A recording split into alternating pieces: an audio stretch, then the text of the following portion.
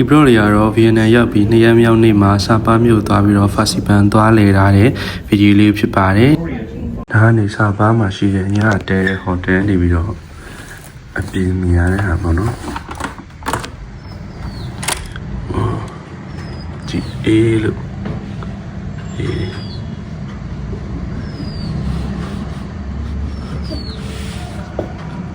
ဟနွိုင်းကနေစာပါကိုကျွန်တော်မနေ့ဆုံးရောက်ပြီးတော့ဒီတဲတဲ့ဟိုတယ်ပေါ့နော်ဒီဟိုတယ်ကနေပြီးတော့ဒါမနေ့ပိုင်းရှုခင်းမြင်ရတဲ့ဟာတွေဖြစ်ပါတယ်မနေ့ရောက်တာနဲ့တော်တော်လေးအေးပြီးတော့ဒီပတ်ဝန်းကျင်မှာတဲ့တိမ်တွေဆိုင်းနေရပေါ့နော်မနေ့စာစားဖို့နေရတော့ဒီဟိုတယ်ရဲ့ပေါ်ဆုံးထက် rooftop မှာပေါ့နော် rooftop ကနေပြီးကျွန်တော်ဒီ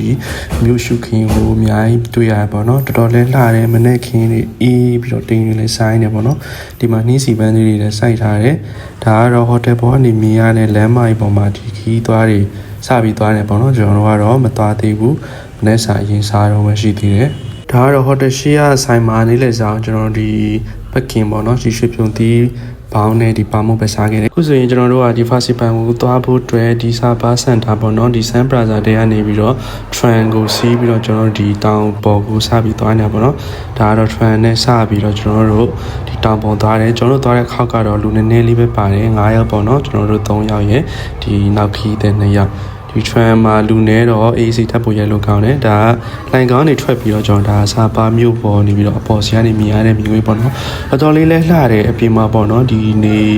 sunrise ဖြစ်နေတဲ့ဟာရဲ့တောင်တန်းလေးတွေရဲ့ဒီတောင်ပေါ်အိမ်လေးနဲ့တကယ်ကိုလုံးဝကိုကြပြားဆန်ပြီးတော့စိတ်ကလေးလုံးဝကိုပြောရပါတော့ဒီရှုခင်းလေးတွေ့ပြီးတော့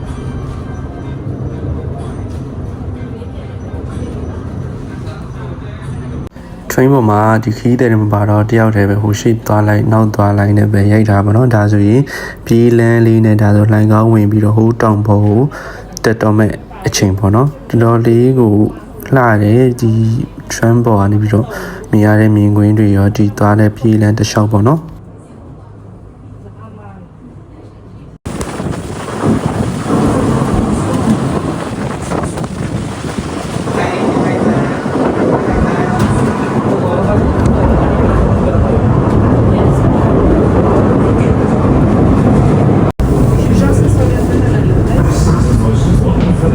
ကျွန်တော်ဖာစီပန်တောင်ပေါ်ရောက်ဖို့ဆိုရင်အစစ်သွားတာပေါ့နော်ကျွန်တော်မြို့ရဲ့စာပါစင်တာကျွန်တော်တို့ဒီကနေပြီးတော့ဒီ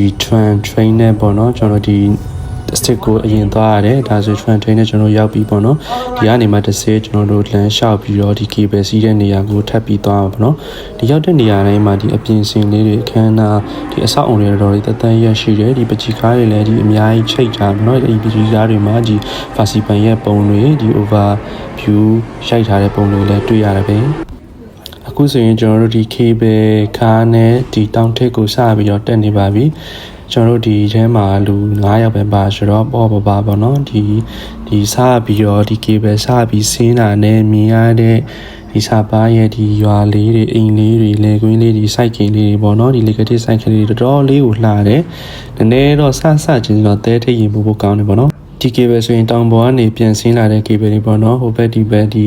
တတာတွေပြပြီးတော့လက်တွေပြကြတယ်အရင်လည်းပျော်ဖို့ကောင်းတယ်ပေါ့နော်ဟိုဘက်ဒီဘက် Som Tung Temple and Kim Song Bao Tangtu Pagoda at a height of 3,100 meters above sea level. This is the largest pagoda in the northwest.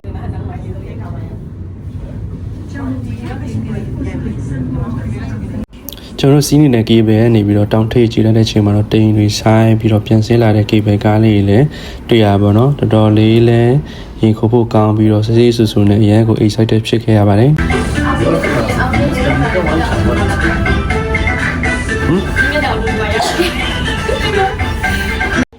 တောင်ထိပ်ကိုမိနစ်20လောက်ကြီးပဲစီးခဲ့ရပါတယ်တောင်ထိပ်ရရောက်ချင်းလေးတွေတအားတိုက်သလိုမြူတွေလည်းဆိုင်းနေတယ်မိနစ်20လောက်ကြီးပဲကစီးပြီးတော့အပေါ်ရောက်ပြီတော်တော်ချမ်းတယ်နေတွေရောအများကြီးပဲကြာနေတာ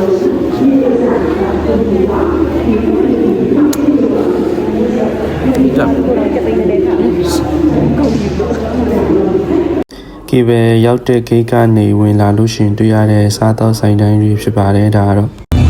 ဖာစီပန်တောင်ပေါ်ရောက်တာနဲ့အပေါ်ဆုံးသွားမယ် train တက်စီရတယ်ပေါ့နော်အဲ့ဒါတော့တချောင်းကိုတယောက်စာတသိန်းခွဲပေါ့ဒီမှာငွေနဲ့ဆိုရင်2000 $3,000လောက်ကျတယ် င်းနေလို့ပေါ့လမ်းလျှောက်တက်နေတော့ပြန်ဆင်းသွားပဲဟိုတက်တော့ တောင်ပေါ်မှာလေတွေတအားတိုက်ပြီးမြူတွေတအားဆိုင်တော့ကျွန်တော်လေကားတွေနဲ့မတက်နိုင်တော့ဘူးဒီ train trail လေးကိုကျွန်တော်တို့တသိန်းခွဲပေးပြီးတော့ထပ်စီခဲ့ရတယ်ပေါ့နော်တအားလဲအေးတယ်တအားလဲလေတယ်တအားကိုကျန်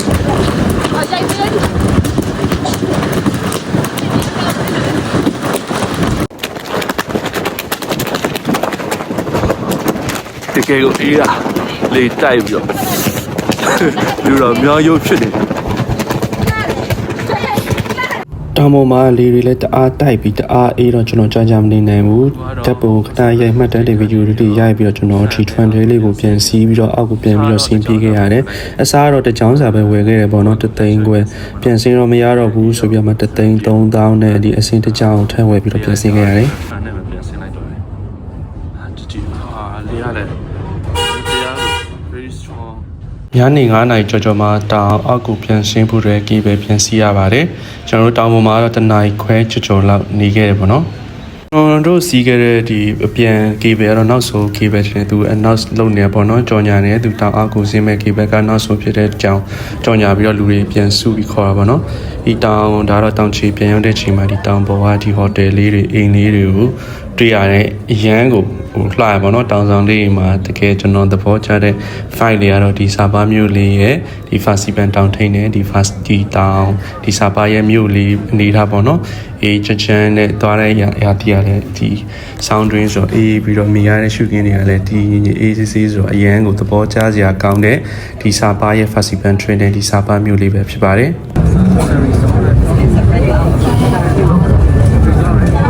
စီပန်းပြန်လာတဲ့ကျွန်တော်တို့ကက်ကက် village ကိုထပ်ပြီးသွားခဲ့ပါတယ်။နည်းနည်းတော့ညဟိုဖြစ်သွားတယ်ညနေဆောင်ဖြစ်သွားတယ်အခုမှကက်ကက် village ကိုရောက်တယ်။ကက်ကက် village မှာ activity လေးနည်းနည်းလုပ်မှာပေါ့နော်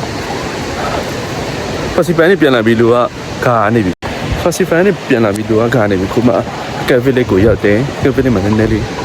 ဟာဒီလိုမျိုးပေါ့နော် traditional dress တွေပို့ပြီး activity လေးပုံလေးရိုက်မယ်။ဖေးလေးရကြတော့ဒီသဘောကရှုခင်းဒီရေတခွန်လေးတွေနဲ့ဒီအိမ်လေးတွေရဲ့ဒီမွန်ဂိုရီးယားဝတ်စုံနဲ့ဒီရက်တပ်ပုံရိုက်တာတွေခစ်ဆိုင်ပါတော့ဒီစမ်းကြောင်းလေးမှာဆိုရင်ဒီမွန်ဂိုရီးယားဝတ်စုံတွေဝတ်ပြီးဒီမြေတွေနဲ့တပ်ပုံရိုက်ကြတဲ့သူတွေအများကြီးပေါ့နော်ဒီမှာ photographer လည်းခေါ်လို့ရတယ်ဝတ်စုံတွေငှားပြီးတော့ပြင်ဆင်ပြီးရိုက်လို့ရတယ်ပေါ့နော်ပြီးရတယ်မိုအာနာကော်ဖီဆိုင်ကနေမြင်ရတယ်ဒီစာပါမျိုးရှုခင်းကြည့်တယ်ပြီးရတယ်ကျွန်တော်တို့ဟိုတယ်နာဒီ hot pot ဆိုင်မှာတင်တာစားခဲ့ပေါ့နော်ပြီးရတယ်ကျွန်တော်တို့ဒီနောက် hotel တခုကိုထပ်ရွှေ့ရတယ်ဒါကတော့ family room အကြီးရပေါ့နော်ဒီ hotel လည်းတော်တော်မိုက်တယ်ဒီအပြင်ဆင်တွေဒီပေးထားတဲ့ facility တွေရတဲ့အပြီးဒီ hotel လေးလည်းရန်သဘောကျတယ်ကျွန်တော်သဘောကျတာတော့ဒီမှာကျွန်တော် hotel လေးတစ်ခုပြီးတစ်ခုတဲတာပေါ့နော်အဲဒါအတွက်အရန်ကိုသဘောကျပါတယ် bye bye